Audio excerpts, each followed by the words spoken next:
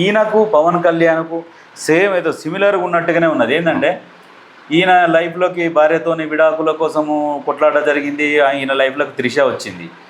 ఇప్పుడు పవన్ కళ్యాణ్ లైఫ్లకు ఉన్న భార్యతోని నాకు కొన్ని కుదురుతలేవు అన్నాయి. ఆయన రష్యన్ ఆమెని పెళ్లి చేసుకున్నాడు. పెళ్లి చేసుకున్నాక ఆయనకు కలిసి వచ్చింది. ఈయన త్రిషతో ఉన్నందుకు ఈయనకు కలిసి వచ్చింది.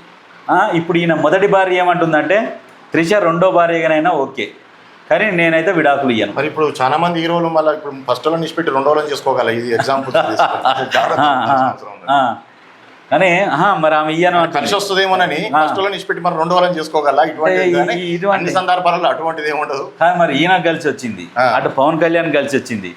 మరి చాలా మంది హీరోలు ఉన్నట్ల మరి మనం వాళ్ళ ఫ్యామిలీని బయటకు తీసుకురావడం సరే, ఫ్యామిలీని బయటికి తీసుకొస్తలేము. అది ఆల్రెడీ పేపర్లలో వార్తలలో అన్నిట్లలో వస్తూనే ఉంది. ఆమె బహిరంగంగానే చెప్తుంది నేను విజయ్తోనే ఉంటా.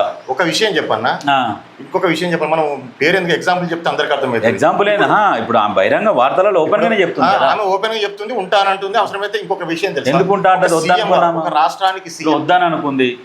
నాకు వద్దు, ఆయనతో నాకు విడాకులు కావాలని చెప్పేసి కోరింది ఆమెనే.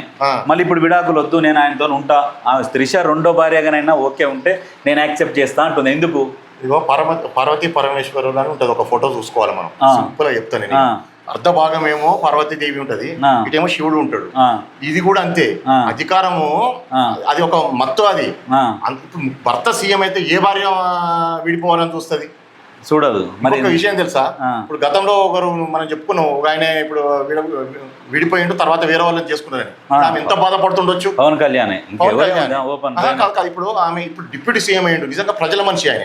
ఆయనకి ఎంత క్రేజ్ ఉంటుంది ప్రజలలో, విపరీతమైన క్రేజ్ ఉంటుంది. అసలు ఫాలోయింగ్ కూడా మామూలు ఉండదు. Pawan Kalyan die hard fans ఉంటారు. ఇప్పుడు తెలుగు రాష్ట్రాల్లో దేశంలో కూడా పవన్ కళ్యాణ్ మంచి పేరు ఉంది. ఇప్పుడు ఆమె ఏమనుకోవాలి, అనవసరంగా నేను విడిపోతే ఆమె ఈ తెలంగాణలోకి వచ్చి ప్రెస్ మీట్ పెట్టి ఆ కుక్కల గురించి నక్కల గురించి ఏం లేదు.